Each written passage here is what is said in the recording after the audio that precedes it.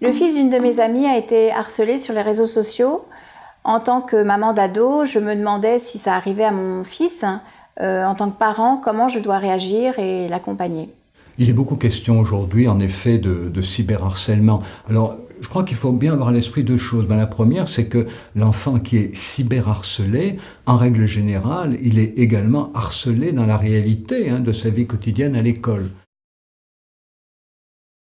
Le cyberharcèlement ajoute une dimension abominable, c'est qu'il peut être la cible d'agressions via les outils numériques permanentes, dès qu'il ouvre son ordinateur, sur son smartphone s'il en a un. Donc c'est un redoublement de l'agression.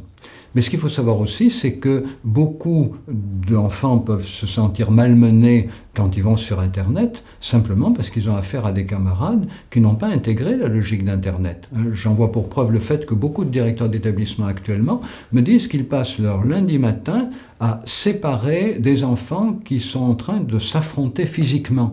Les enfants se sont quittés bons camarades le vendredi, ils ont interagi sur les réseaux sociaux le samedi et le dimanche, et le lundi, ils se battent. Alors comment l'expliquer ?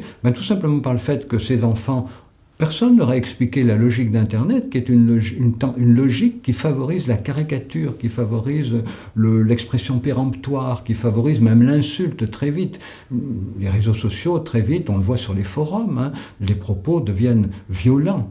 Et donc ces jeunes qui se quittent bons copains le vendredi, ils commencent par interagir de manière sympa le samedi, et puis très vite, ils ne se comprennent pas. Pourquoi ils ne se comprennent pas ? Parce qu'ils n'ont pas le repère du visage, ils n'ont pas le repère du regard de l'autre. Ils n'ont pas cet outil de régulation de la communication humaine. Alors ils se caricaturent, et puis ceux qui ont le sens de la formule qui tue, évidemment, vont prendre un grand plaisir à l'asséner aux autres, et puis le lundi matin, ceux qui ont l'impression d'être malmenés sans trouver la bonne réponse via Internet, vont prendre leur revanche au poing. Et puis certains, peut-être, ne vont pas prendre de revanche parce que se seront sentis véritablement malmenés, harcelés.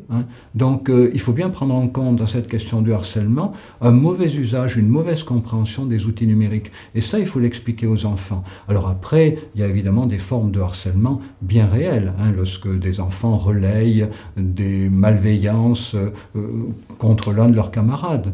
Ça aussi, il faut l'expliquer aux enfants. Le fait de dire à quelqu'un « t'es gros, t'es moche » dans la cour de récréation, ça ne fait pas plaisir.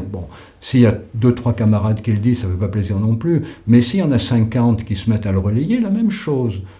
Sans intonation, on se contente de l'écrire sur Internet, ça devient absolument tragique. Donc là, il y a toute une éducation à faire pour faire comprendre la logique des outils numériques. Avant même de se préoccuper des conséquences du cyberharcèlement, il faut prévenir le risque du cyberharcèlement, expliquer ce qu'est la communication sur les réseaux sociaux. C'est une communication à haut risque, et ça, l'école devrait l'expliquer dès le CM1, CM2.